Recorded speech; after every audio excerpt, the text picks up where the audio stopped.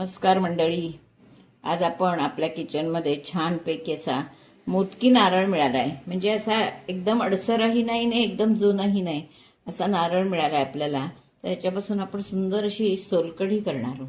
या नारळापासून मोदक तर उत्तमच होतात. एकदम छान त्याचं सारण होतं आणि मोदक पण सुंदर होतात. तेही मी तुम्हाला करून दाखवणार आहे. पण आत्ता आधी आपण सोलकढी करणार आहोत. त्याच्यासाठी हा नारळ फोडून घेतलेला आहे. ही अगदी ताजी रसरशीत कोकमं आत्ता नवीन केलेली, त्यातली मी एक 5-6 घेणार आहे, कारण आपल्याला सोलकढी थोडीच करायची आहे. त्याच्यासाठी मी ही 5-6 कोकमं घेणार आहे आणि त्याच्यावर गरम पाणी होतं. हे बघा हाताला किती लाल येतंय ते. इतकी कोकमं सुंदर आहेत, ताजी ताजी. ह्याच्यावर आता मी कोमट पाणी ओतून ठेवणार आहे.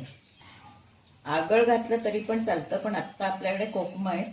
मी आत्ता कोकमं घातली, तर ही मी भिजत ठेवते.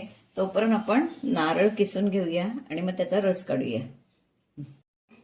हा नारळ खोवून घेतलेला आहे. यातला मी सगळा घेणार नाही, कारण आपल्याला एवढी करायची नाही सोलकढी. आपल्याला 2-3 ग्लासच सोलकढी करायची.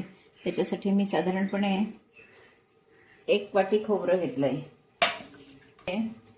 2 लसणीच्या पाकळ्या टाकणार आहे. त्या जरा चिरून टाकते, मोठ्या असल्यामुळे. लसणीचा वास आपल्याला हवा असेल त्या मानानं. कुणाला लसूण आवडत नसेल, नाही घातली तरीही चालू शकते. यामध्ये सुद्धा विविध प्रकार करता येतात कढीचे. हा मी आत्ता अगदी रेग्युलर प्रकार दाखवते तुम्हाला. तर मी मिरची घालणार आहे. मिरची सुद्धा मी अगदी थोडी घालणार आहे, कारण ही कढी तिखट चांगली लागत नाही. आंबट गोड अशा चवीची ही कढी छान लागते. आता ह्यामध्येच मीठ टाकून देणार आहे.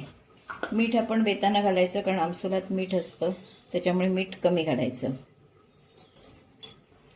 चिमूटभर साखर.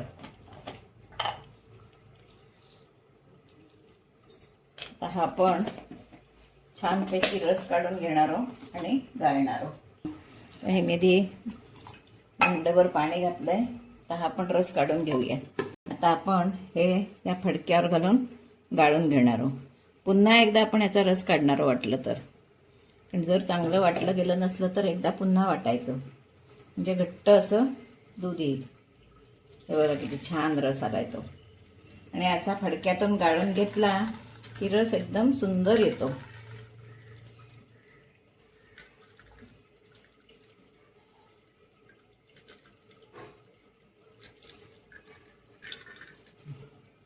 गरम घेणार आहे. हे बघा छान वाटलं जातं. खरं आता त्याच्यात काही नाहीये तरी सुद्धा मी जरा एकदा थोडं पाणी घालून पूर्ण रस त्याचा काढून देऊया. ज्या मनानं सोलकढी करायची असेल त्या मनानं आपण नारळ घ्यायचा आणि बाकीच्या वस्तू सुद्धा त्या मनानं घ्यायच्या. नारळाचं दूध काढून झालेलं आहे सुंदरपैकी. तर यामध्ये आपण ही कोकमं जी घेतली आहेत, त्या कोकमाचा ही ताजी कोकमं आहे. ते बघा अगदी बागेत आमच्या घरी केलेली कोकमं आहे. फक्त मी तुम्हाला ते दाखवू शकले नाही बागेत केल्यामुळे. तर अशी ही छान कोकमं आहेत. त्याचा आता मी आगळ घालणार आहे, म्हणजे रस घालणार आहे. तो रस सुद्धा आपल्याला आवश्यकतेनुसार घालायचा. कोणाला आंबट किती सुंदर कलर आलाय बघा. एकदम छान ताज्या आमसुलाची सोलकढी खूप सुंदर लागते. खूप चव बघायची आणि त्याप्रमाणे आपण त्याच्यात मीठ किंवा साखर काय हवं असलं तर घालायचं. सुंदर सोलकढी खाण्यासाठी तयार आहे. हे सगळे प्रकार सिंधुदुर्गातले आहेत. हे सिंधुदुर्गात ह्या सोलकढी हा प्रकार खूप असतो. ताकापेक्षा तिकडे सोलकढीचाच वापर जास्त होतो. जर आपल्याला घालायची नसेल तर अशा वेळी आपण यामध्ये हिंग घालू शकतो. हिंगाचा सुद्धा वास छान येतो. आणि ही सोलकढी आत्ता ह्या उन्हाळ्यात अत्यंत अशी छान थंडगार सोलकढी प्यायची. मिरची हवी तर घालावी, नाही घातली तरी चालेल, पण मिरचीनं थोडी चव येते. जशी आपण ह्याचं रतांब्याचं पन्ह करताना मिरची लावतो, तसंच ह्या कढीला असा थोडीफार तरी मिरची हवी. आता हे आपण ग्लासात ओतूया. किती सुंदर दिसते बघा.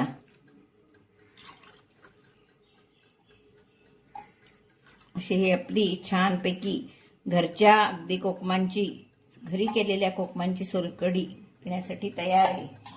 हे वर गार्निशिंगसाठी कोथिंबीर. किती सुंदर दिसतंय बघा.